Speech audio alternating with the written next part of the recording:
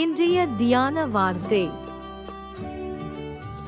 யோவேல் 2:25. நான் உங்களிடத்தில் அனுப்பின என் பெரிய சேனையாகிய வெட்டுக்கிளிகளும் பச்சை கிளிகளும் முசுக்கட்டை பூச்சிகளும் பச்சை புழுக்களும் பட்சித்த வருஷங்களின் விளைவை உங்களுக்கு திரும்ப அளிப்பேன்.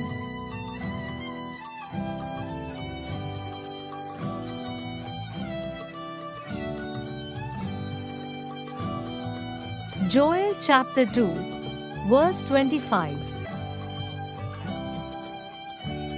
I will restore to you the years that the swarming locust has eaten, the hopper, the destroyer, and the cutter, my great army, which I sent among you.